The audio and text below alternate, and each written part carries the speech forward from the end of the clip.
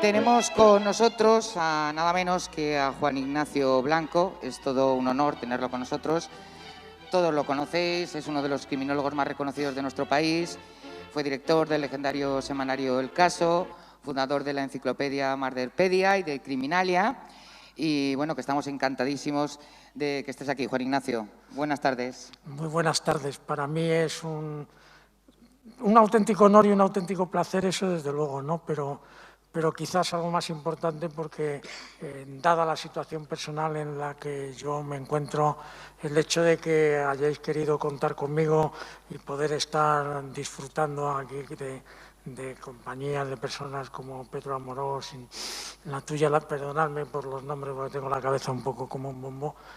A mí todo esto me da vida, realmente es una satisfacción de esas que son de las que se dicen impagables, ¿no? Y entonces, aunque hubiera tenido que venir andando desde Madrid, hubiera venido.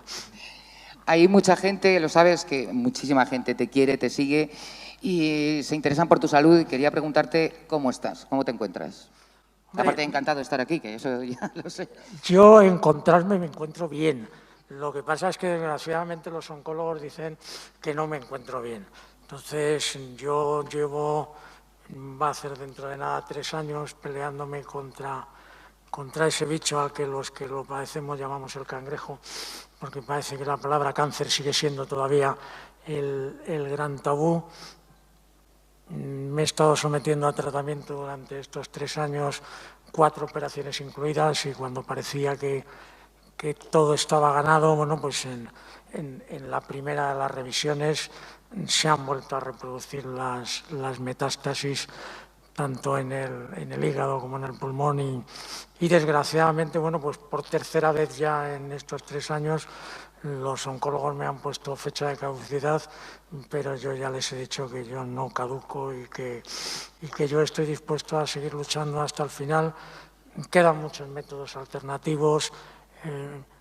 Estamos viviendo un momento, las personas que son enfermas de cáncer, de un tremendo optimismo porque las investigaciones están avanzando a unas velocidades de vértigo y evidentemente no es que no haya que perder la esperanza, es que es una lucha pues como la que a cualquiera le puede tocar en otro sentido de la vida, frente a la que te tienes que enfrentar y con la mejor de las sonrisas, el mejor de los ánimos y a disfrutar mucho porque en contra de lo que la gente se pueda pensar, a mí el cáncer me ha enseñado muchísimas cosas, probablemente bastante más que todos los años que yo he estudiado en un colegio y en una universidad. Me ha enseñado, lo primero, la gran lección de la vida, que es darte cuenta que eres mortal, es decir, ser consciente de que te vas a morir. Y eso te hace desde modificar todas las escalas de valores de tu vida y empezar a darle importancia realmente a las cosas que le dan importancia, a disfrutar de cosas que se te habían pasado por alto por esta situación de competitividad profesional, de consumismo, de no parar las 24 horas del día, y cuando un día te paras, pues empiezas a descubrir que hay árboles, que hay hojas, que el sol sale, que la luna. Empiezas a disfrutar de leer un libro de poesía, de escuchar a Mozart y también a Led Zeppelin, que también te lo pasas fenomenal, ¿no? O sea, es decir, pero de disfrutar, ¿no? Yo la verdad es que te veo estupendo y muy animado y además sé que está evolucionando bien y que tú sales de esta, que de otras peores te ha salido, ¿eh? Yo lo tengo que has pasado de todo. Bueno, vamos a escuchar un audio, si nos lo pone por favor el técnico. Tony, ¿cómo llevas tú la tarde de jueves? Pues bien. ¿Ya tienes más o menos planteado lo que vas a hacer que mañana? ¿Que va a empezar el fin de semana o qué? No sé. Aún no lo sabes, ¿no? No. El caso es que en casa no te vas a quedar. No, eso está claro. Eso está claro. Tony, Sí. venga, ¿qué quieres escuchar? Pues el Peter Sellers. El Major Tom, Sí. ¿no? ¿Y a qué se lo quieres dedicar? A Isabel, a Miriam, a Delphi, Sí. a Ana, a Maya. La voz que acabamos de escuchar era de Tony, una chica con toda la vida por delante, ya lo ven, alegre, jovial, con muchas ganas de vivir. Recordarán que hace 25 años, el viernes 13 de noviembre de 1992, Miriam García Iborra, de 14 años, María Deseada Hernández Folk, también de 14, y Antonia Gómez Rodríguez, de 15 años, desaparecieron en Alcácer. 75 días después, un apicultor encontró sus cadáveres. Habían sido violadas, torturadas, mutiladas y asesinadas. Juan Ignacio Blanco posiblemente sea una de las personas que mejor conoce el caso y que más luchó por averiguar la verdad. Y además es algo que le pasó factura. ¿Cuántos juicios llegaste a tener por el caso? Bueno, por el caso Alcácer me he sentado 36 veces en el banquillo de los acusados, tanto en la Audiencia Provincial de Madrid como en la Audiencia de Valencia. Lo que pasa es que lo más doloroso del caso Alcácer para mí, y es lo que sigo sintiendo cada vez que ya me empiezo a acercar a Valencia por la carretera, son las víctimas. Y las víctimas con nombres y apellidos, porque yo he tenido la suerte de haber estado viviendo prácticamente un año en casa de don Fernando García, del padre de Miriam, de haber estado durmiendo en innumerables ocasiones en la cama de Miriam, en ese cuarto intocable que parece una reliquia del pasado. Pero yo cuando escuchas la voz de Toñi, yo personalizo mucho el tema, ¿no? Porque para mí Alcácer no ha sido un suceso más de los que yo cubrí informativamente durante todos mis años de ejercicio profesional, ¿no?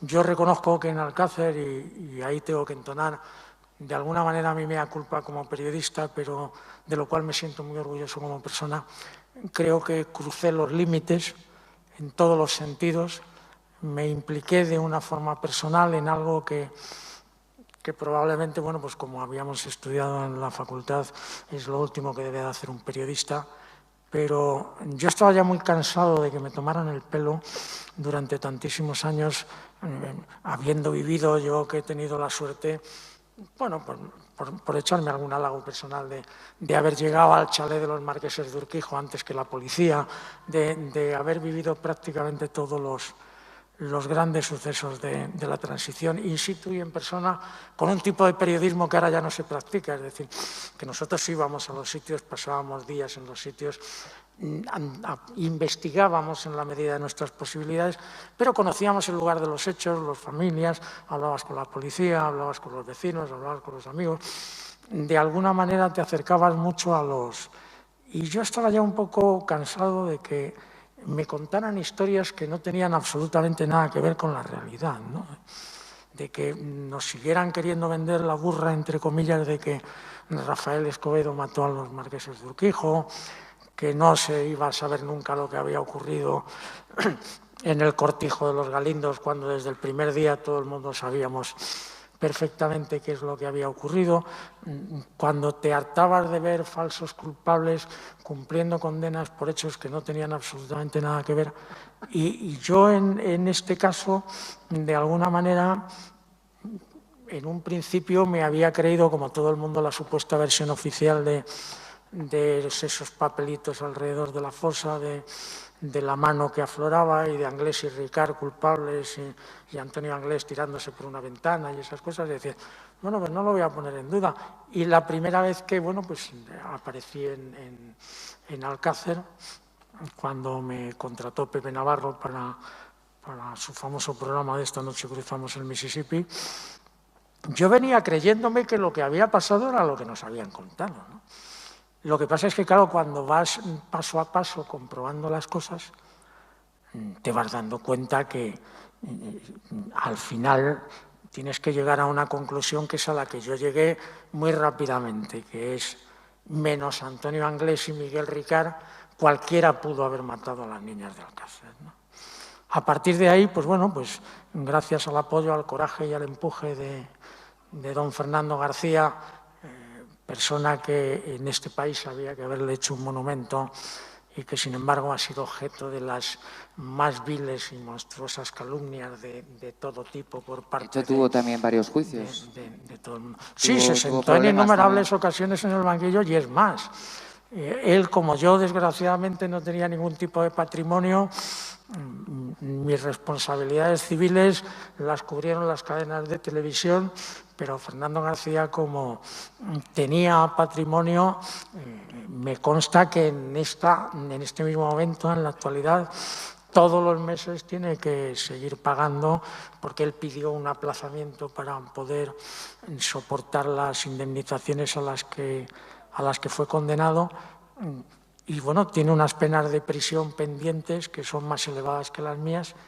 Y claro, a cualquiera que se le explica fuera de nuestras fronteras que al padre de una niña a la que han violado, torturado, mutilado y asesinado se ha sentado en el banquillo conmigo con una petición por parte del fiscal de 24 años de prisión, que se dice pronto, publicada a 5 columnas en todos los periódicos nacionales y sin que ni un solo periodista se le hubiera ocurrido decir, hombre, con que le metieran 6 o 7, pues tampoco pasaba nada, ¿no? Con ese silencio, con ese ostracismo de alguien que lo único que ha pretendido, con sus errores y con sus aciertos, como ocurrió conmigo, ¿no? Pero nuestra única guía era hacer justicia a 3 niñas que un día salen de su casa y que desgraciadamente cuando vuelven a aparecer pues prácticamente están troceadas en el interior de una tumba. Cuando a estas víctimas se les pone cara, se les pone cuerpo, se les pone familiares, cuando yo he pasado unos momentos en casa de los padres de Toni Encantadores, una familia muy, muy humilde, que vive en unas condiciones muy difíciles, pero que yo llegaba allí, me sacaban un café, sentaba en la mesa camilla, me daban un cariño, yo les escuchaba hablar de Toni. Y yo estas cosas es que me emociono mucho, la gente luego me dice, eres muy cursi, y digo, no soy muy cursi, es que hemos visto todos los españoles, entre comillas, cómo se ha intentado pasar de puntillas sobre este caso.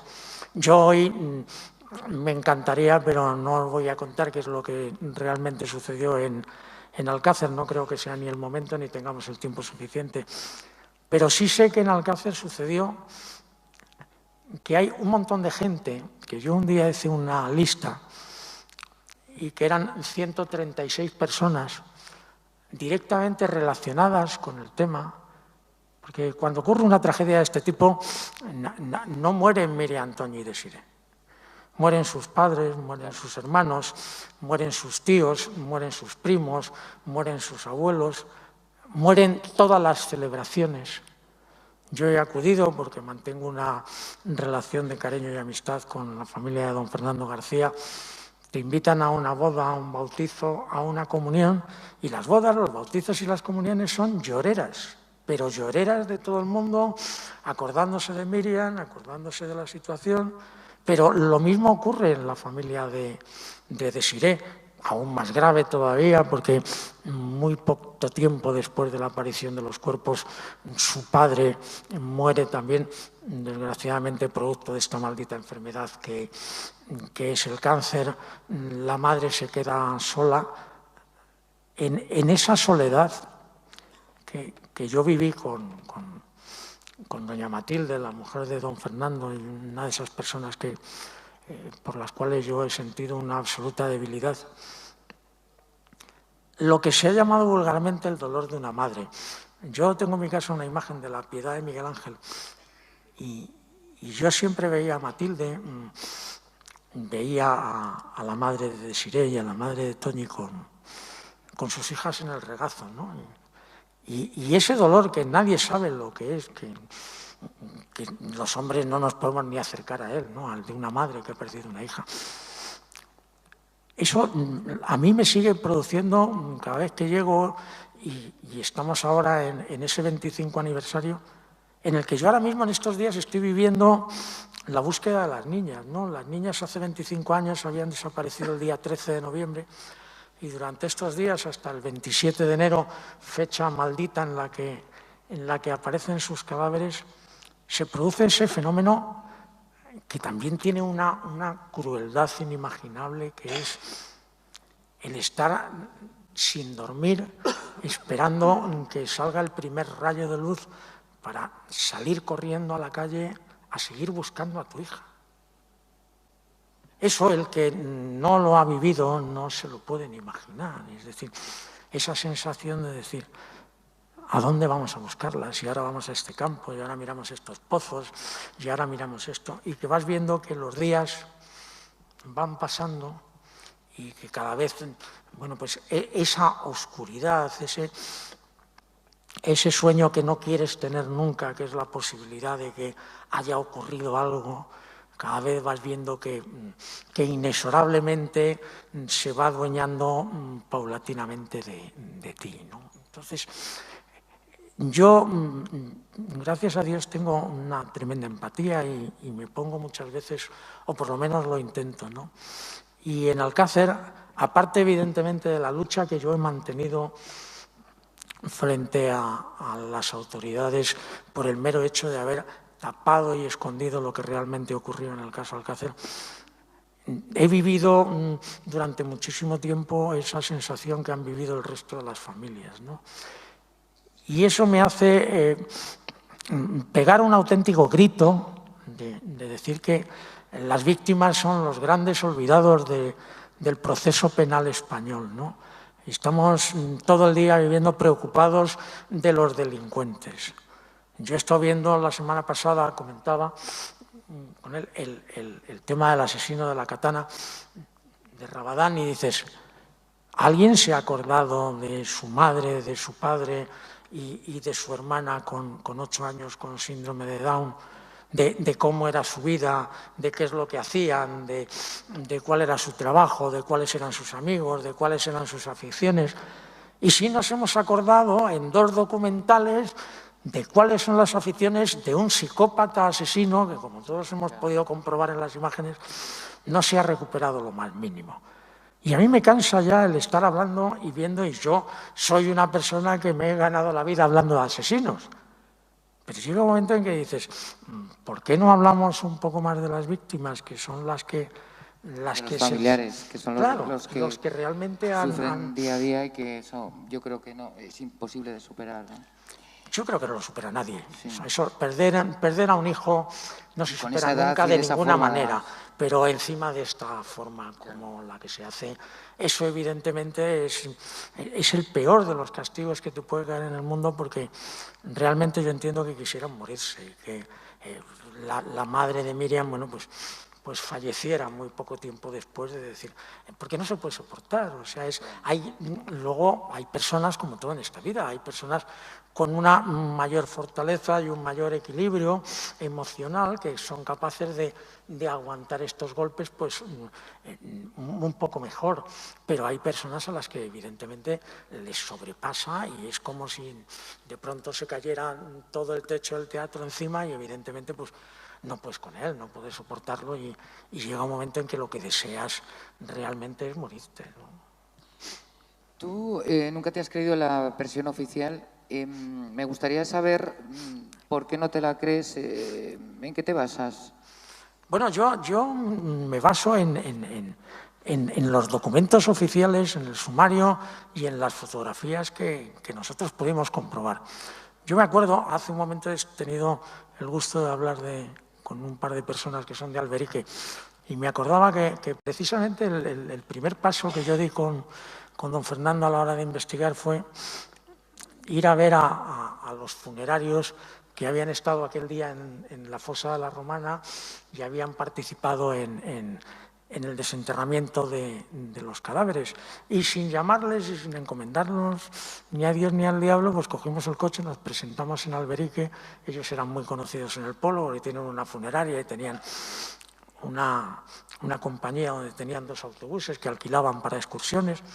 Nos dijeron, está en tal sitio, fuimos allí y nos dijo, está en el bar tomando café. Y yo me acuerdo que, según vio entrar a don Fernando García, el hombre se le saltaban las lágrimas, se emocionaba, nos sacó una cartera que tenía, donde tenía las fotografías todavía de las niñas. Y yo, hablando pues un poco de lo que él había visto, que salía de aquella fosa, de pronto yo le pregunté, digo, la alfombra esta famosa de la que llevamos dando tantas vueltas, ¿cómo era? Y había una máquina de tabaco con el anuncio de Ducados, así, ese azul de Ducados muy grande, y me dice, azul como esa. Y yo saqué una de las fotografías que tenía de la alfombra, que habían salido del sumario, y era una moqueta marrón oscura, y me dice, eso no es lo que salió de la fosa. Claro, a partir de ese momento y de la descripción que él nos hizo de las cosas, que era alguien ajeno tanto a la judicatura como a las fuerzas de seguridad del Estado, que no te estaba mintiendo y que además a mí, de forma curiosa, como dato anecdótico, me daba mucha credibilidad, es que en la cartera, al lado de la fotografía de las niñas, tenía una foto de Monseñor Escrivá de Balaguer, ¿no? Que me hizo mucha gracia, pero que te daba a entender que era una persona, evidentemente una persona muy mayor, que no tenía ningún interés en contarte que las cosas habían sido, y además yo se lo discutí, yo sacaba el acta de inspección ocular de su señoría, que explicaba lo que había salido de la fosa, y él me decía, es que eso no es así. Y yo le decía, pero ¿cómo no va a ser así si lo dice el juez, lo firma la secretaria, que es notario judicial, y luego está el acta de inspección ocular también de la Guardia Civil, que dice que lo que había en la fosa era eso? Y él me dice, lo que salió de la fosa no era eso y no había eso. Y luego el famoso hecho de decir, esa mano, que luego ellos lo repitieron en el juicio, esa famosa fotografía de la mano que había en la fosa, y te dice, eso no es lo que nosotros vimos, era el puño de un hombre que no se corresponde con la realidad. Esa es la fotografía oficial de la mano de Toñi con el reloj, o lo que dicen que es la mano de Toñi, que afloraba de la tumba. A raíz de esta declaración, pues evidentemente empezamos a trabajar. Durante mucho tiempo don Fernando García tomó la decisión de dejar su trabajo y de dedicarse en exclusiva a investigar conmigo. A mí llega un momento en el que Pepe Navarro, que es un hecho que quizá la gente no conozca, después del gran éxito empezando el 9 de septiembre con el tema y las audiencias, a finales de octubre me dice un día, ya no vas a ir más a Valencia. Digo que no voy a ir más a Valencia porque yo necesito tenerte aquí y quiero que tú estés en el programa. Digo, pero si me necesitas para cualquier cosa, pues me lo pide, yo estoy igual, estamos conectados. Digo, pero yo en Alcácer estoy en unos momentos en el que me voy a hacer con el sumario de Alcácer, que era la joya mejor guardada del mundo y lo que buscaban todos los periodistas desde hacía 4 años, y yo tenía esas posibilidades, y me dijo, ya no vuelves a ir. Y además con esa altanería que él tenía, cariñosa, entre comillas, dijo, además, te lo voy a poner muy fácil, o Alcácer o el Mississippi. Y yo, pues, la verdad de esas cosas que, como luego he sido siempre impulsivo, y mi mujer, a la que tenemos aquí, la que me montó en casa cuando llegué fue Supina, yo le dije, digo, no tengo nada que pensar, digo, me voy a Alcácer. Claro, decir esto cuando yo me encontraba en un momento de mi carrera en una cima profesional donde yo estaba cobrando unas cifras superiores al 1.000.000 de pesetas todos los meses, trabajando en el programa después de lo que habíamos tenido, pues cuando llegas a casa y le dices a Mamen que me voy a Alcácer a vivir a casa de Fernando y que nos vamos a dedicar a investigar, pues el hecho de que no me haya matado pues demuestra que es una santa como lo que es, ¿no? Y a partir de ahí, pues bueno, yo me desplacé a Alcácer, me fui a vivir a casa de don Fernando García y nos dedicamos durante el plazo de un año a trabajar, a investigar y sobre todo a entrevistarnos con absolutamente todas las personas que aparecen en el sumario para ir contrastando opiniones. En el mes de diciembre, un día me llama el subdirector de Pepe Navarro, Ángel García, me dice, ¿cómo estás, Juan Ignacio? ¿Qué haces? Tal. Digo, pues no, estoy aquí pues por Valencia investigando. Hombre, a ver si cualquier día que vengas por Madrid, pásate por la televisión, hablamos, a ver si yo convenzo a Pepe para que volváis, para que no sé qué. Y bueno, pues una de las veces que vine a Madrid, hablamos con él y a partir de entonces comenzamos una colaboración distinta, porque yo era como un colaborador, íbamos las veces que... Pero bueno, fue a partir de ese momento donde luego tuvimos pues prácticamente 6 meses consecutivos en los que aparecíamos prácticamente todas las noches en el Mississippi, hasta que otro de esos detalles que no se cuentan nunca, cuando faltaban 10 o 12 días para terminar el juicio, yo durante el juicio, en la parada que se hacía a media mañana para salir a fumar un cigarrillo, pues yo llamaba a Telecinco, les explicaba un poco cómo iba el juicio, de lo que íbamos a hablar por la noche, los comentarios, y me daban los localizadores de los vuelos para irnos. Y faltando 10 o 12 días para terminar el juicio, llamo a Mississippi, se pone el subdirector y me dice que Juan Ignacio ha dicho Pepe que no quiere que vuelvan más al programa. Digo, ¿y eso? Pues, no me ha dado la menor explicación del tema.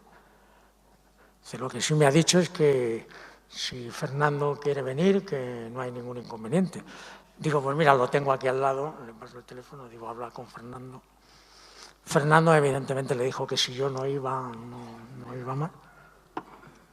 Y a fecha de hoy, pese a que he coincidido con él en innumerables ocasiones y me da unos abrazos grandísimos, porque hemos coincidido, sobre todo en los juicios, con Pepe Navarro, todavía a fecha de hoy no sé por qué desaparecimos del programa. Bueno, sí sé por qué, sé que había que convertir en los últimos días nuevamente Alcácer en un circo y durante esos últimos días pues, se dedicó a llevar al Mauri, a los hermanos Anglés, a uno que decía que había enterrado los cadáveres porque se lo había encargado el alcalde de Alcira y el otro no sé qué. Es decir, convertir Alcácer en ese circo que sigue hoy en día todavía convertido, donde cualquier persona que no sabe absolutamente nada del tema, merced a los documentos, fotografías y todo tipo de material que yo he colgado en la red, pues elaboran unas teorías alternativas donde yo creo que salvo los reptilianos, pues prácticamente cualquiera ha matado a las niñas. Los apicultores, ¿no?, que lo encontraron también los acusaron en un momento dado de que eran ellos los que habían asesinado a las niñas, ¿no?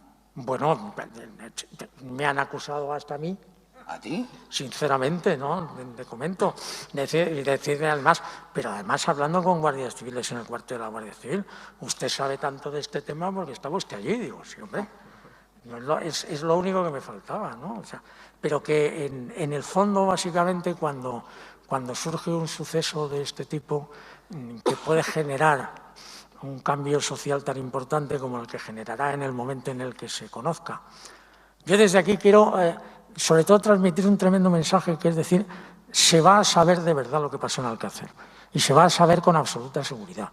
Lo que pasa es que mientras yo esté vivo y aquellas personas a las que yo de alguna manera quiero, pues evidentemente yo tengo muchas virtudes, pero la de mártir no la he tenido en mi vida, ¿no? Entonces, yo sé lo que es vivir, que mucha gente no sabe lo que es vivir, vivir 2 años y medio protegido por la Guardia Civil. Es decir, entonces, cuando te das cuenta que... ¿Porque estabas amenazado? Sí, no es que estuviera amenazado. Yo he sufrido numerosas agresiones físicas. Yo he ingresado en urgencias por palizas 6 veces en distintos momentos. Miembros de mi familia han sufrido amenazas y agresiones. A sobrinos míos a la salida del colegio les han explicado lo que va a suceder. Es decir, todo esto cuando se ponen determinados mecanismos en marcha y no tienes un medio de comunicación detrás en el que poder quejarte, sino que simplemente eres una persona que vas diciendo, oye, mirad lo que me está sucediendo. Y yo entraba en las redacciones con gente que me quiere mucho y me sigue queriendo mucho y me decían, Juan Ignacio, si necesitas dinero, yo lo que haga falta, pero no vengas por aquí. O sea, te terminan por convertir en un apestado, como si tuvieras una enfermedad contagiosa. No te quiere la gente ni ver. Y entonces pasas de haber vivido una situación... Yo en Valencia recuerdo que nosotros, durante todo el tiempo que duró el juicio, llegábamos en un avión de Madrid muy temprano y entonces nos desplazaban en un coche a una cafetería que hay justo en la esquina de donde está la Audiencia Provincial de Valencia, sitio que se llama Azúcar y Sal. No se me olvidará, y entonces allí en un reservado al final, Fernando García y yo hacíamos tiempo a que llegaran las 9, que era la hora de empezar el juicio, y en el momento en que nosotros salíamos del Azúcar y Sal hasta la puerta de la audiencia, que habrá 150 metros, tardábamos 20 minutos en recorrerlas de la aglomeración de la gente, dándole abrazos a Fernando, dándole palmadas, dándole... Yo, la última vez que me vi con Fernando oficialmente en relación al caso Alcácer, que fue en 2013 en la Ciudad de la Justicia, durante 3 días nos sentamos en el banquillo de los acusados por el último juicio que tuvimos. Ni una sola persona se acercó a saludar a don Fernando García, a darte un abrazo o a darte la mano. Y los medios de comunicación, ni uno se atrevió a meter la cebolla a preguntar. Estaban a 20 metros haciendo fotografías y ninguno se acercaba, como si fuera así. Y esto era de lo que era Fernando 20 años antes a lo que te puedes convertir en 20 años después, ¿no? Juan Ignacio, tenemos que acabar la sección, qué pena, se me ha hecho cortísima. Luego, si quiere el público hacerte alguna pregunta, tendremos 5 minutitos, no creo que nos deje Luis más. Muchas gracias, Juan Ignacio. Muchísimas gracias a ti y a todos. El sumario, ¿cómo salió? ¿Cómo llegó a tus manos? Si me lo transcribís alguno, que no... El sumario, ¿cómo llegó a tus manos? Bueno, el sumario llega a mis manos a través de un hecho un tanto anecdótico, entre comillas, porque don Fernando García tuvo durante la mayor parte del procedimiento como abogado al decano del Colegio de Abogados de Valencia, y cuando la audiencia cerró el sumario, Fernando, que no estaba conforme con ese cierre del sumario porque faltaban por analizar, entre otros, los famosos vellos púbicos que posteriormente se analizaron, pues decidió cambiar de abogado, y con este nuevo abogado pues nosotros teníamos la esperanza de que nos iba a facilitar el acceso a que pudiéramos comprobar los tomos del sumario. Sin embargo, y de forma absolutamente sorprendente, el abogado se negó de todas las maneras posibles a facilitar el acceso a los tomos del sumario, y nos tocó en una de esas cosas raras que se hacen en este tipo de procedimientos. Cuando mis relaciones con la asociación Clara Campoamor eran buenas en aquellos momentos, pues subimos a verle don Fernando García, Blanca Estrella Ruiz y yo al abogado, y mientras don Fernando García y yo lo cogíamos y lo asomábamos por la ventana, prácticamente colgado de las piernas al abogado, Blanca Estrella Ruiz cogió el primer tomo del sumario y salió corriendo escaleras abajo. Como las películas. Y ese fue el primer acceso a los tomos del sumario. Y un añadido muy breve que quizá mucha gente no sepa. Yo tengo la suerte de ser acusación popular en el denominado sumario B vulgarmente, que es sumario A, como se denomina en el juzgado, que lleva desde 1997 hasta ahora instruyéndose, que desgraciadamente no se puede hacer público ninguno de los documentos porque están esperando a que haga público algún dato para echarme y apartarme del procedimiento, pero es un sumario que en el momento en que se haga público, que se hará, contiene judicialmente, que es como yo he intentado que se resuelva este caso, hechos, datos y nombres y circunstancias absolutamente sorprendentes y que van a ver la luz. Es decir, Alcácer no va a pasar a la historia como uno de los grandes misterios de la criminología española, sino que en un momento determinado, que espero que sea más tarde porque va a depender físicamente de lo que yo aguante, se conseguirá saber la verdad, y ese es mi compromiso y mi palabra con todas las personas que están aquí, todas las que están oyendo y todas las que nos escucharán. Gracias.